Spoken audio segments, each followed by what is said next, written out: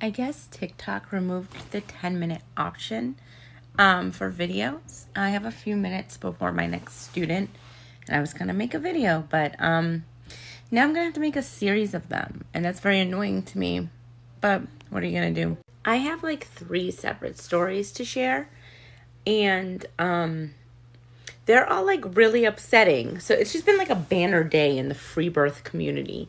So I guess let's start, but I'm going to have to roll this out over the course of like several videos, which sucks. So I guess let's start.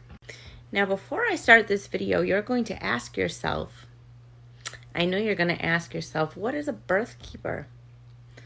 Turns out a birthkeeper, like if you're thinking of like birthkeeper, doula, midwife in terms of like hierarchies, a birthkeeper is at the very bottom of the pyramid, and they are just someone who did like a few hours of an online class and got a certificate. So I wouldn't suggest having a birthkeeper for your free birth, home birth situation. And I don't want to hear anybody complain to me. This isn't really a free birth. Like, look, there's a lot of overlap here, and I'm sick of it. Stop bothering me about stuff. Anyway, let's get into this. But like I said, it's going to take me a few videos, and I do have a student soon, so I'm going to have to space them out. So here's part 1. I'm 25, a first-time mom. 1 month ago, I delivered my precious 9-pound baby boy at almost 41 weeks. It was so traumatic for me. I worked so hard the entire pregnancy to learn about home births and physiological births. My husband and I watched multiple home birth documentaries. I took a free birth online class, listened to podcasts. I read part of a book. I want to emphasize that this person, like I know this person's name, her Facebook profile is very public, and a lot of people think that this is a troll because of the I read part of a book. But never underestimate somebody's stupidity, because this person is 100% real. And I will get to that later on, like towards the end of this series. But trust me, this is not a troll. This is just a moron. I had no fear in me to give birth. I was literally an organic, non-GMO baby. I paid attention to the food I ate, made sure I was staying hydrated, lots of protein and magnesium. Cried leaving the grocery store at one time because I wanted ice cream, but didn't want the ingredients in it, so I left without it. This is just an eating disorder. You are so paranoid about like non-healthy eating that you are crying over ice cream. Just eat the ice cream. I'm already out of time, but that's okay. I'm gonna quickly make a second video. Someone told me that I could actually upload a 10-minute video, like make one and then upload it. And I'm going to try that with the next series I do, because I don't want to like put the effort into it and have it not work for this one. So I'm going to continue with this birthkeeper, free birth horror story. It's like home birth, free birth, whatever. I'm going to argue. Someone pointed out to me not that long ago, if the person they have there helping them is like as qualified as a worm to do it, then it's still a free birth. So I'm going to go with that. Again, you can pause to read this. I labored for 3 days at home. It was the longest yet shortest 3 days of my life. We ended up doing an all-nighter the first night of labor. My water broke in the birthing pool and made the water muddy looking. Now, what does muddy looking water mean? We know what it means. It means meconium in the water. It's an emergency. Go to the hospital. What does this woman do? She doesn't do that. I'm going to show you what that water looked like. In what world would you sit in? First of all, what the fuck is up with that duck? Weird, but in what world would you be sitting in that water, trying to bring a child into this world in water like that? Insanity. I have literally nothing but mean things to say about this person. Okay, moving on.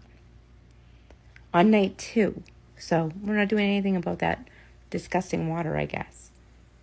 We found out the baby was breech. I had been doing all my prenatal care and keeping track of everything. Blood pressure, urine strips.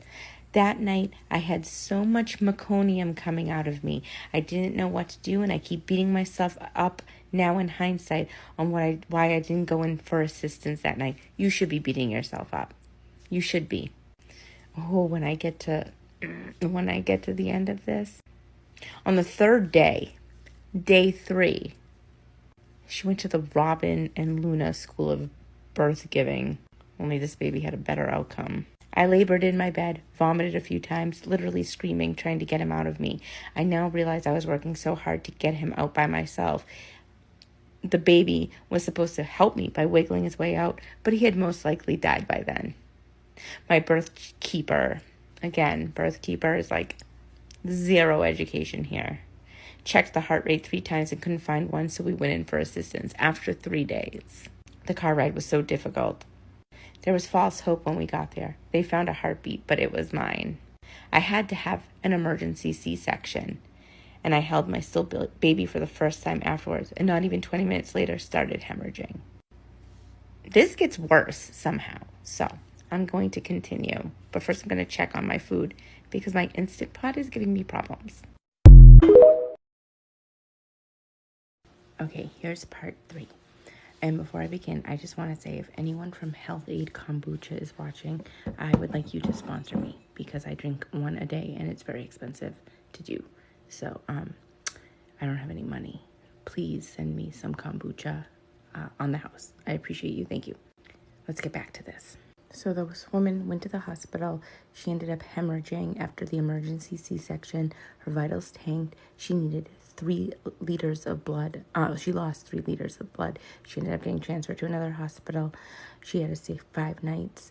A whole bunch of stuff happened. She goes on to talk about her narcissistic mother. This has shaken me to my core.